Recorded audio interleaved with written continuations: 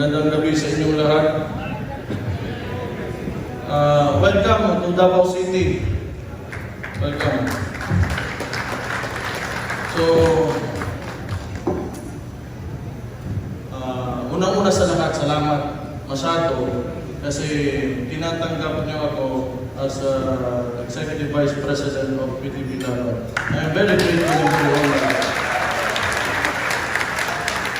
I'm glad you accept this position. Gusto ko lang din malaman nyo na kung bakit ako sumali sa partido natin.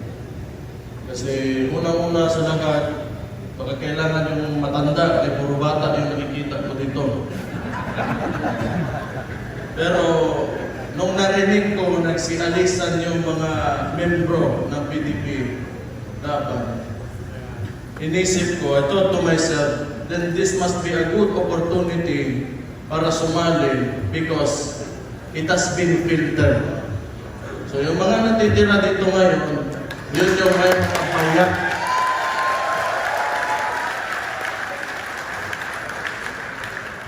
Kasi kung gusto talaga natin na may tunay na pagbabago, kailangan ang paninindigan ng tao, ng isang individual.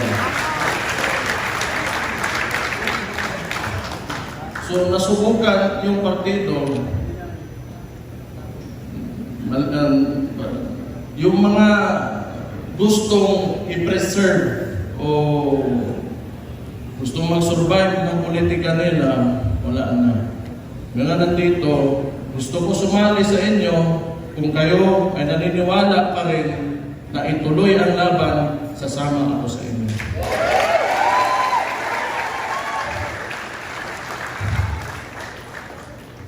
Kung gusto talaga natin baguhin yung bansa natin,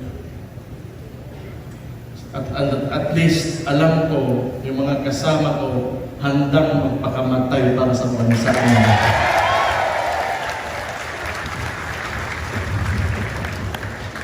Yun lang ang kailangan ko. Kahit konti na lang tayo.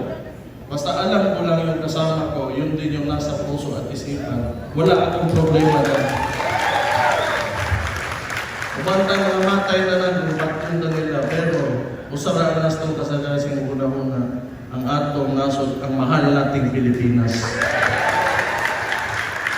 Hindi ko na pataasin pa kasi marami pa tayo item sa agenda. Again, welcome, and again, I'm very thankful for having me as your Executive Vice President. Thank you, everybody.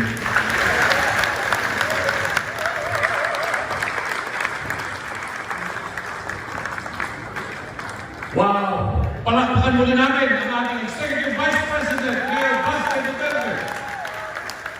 Before we proceed to the other items of the agenda, let's acknowledge also the presence of former Secretary de la Pasado, who is now going to be inducted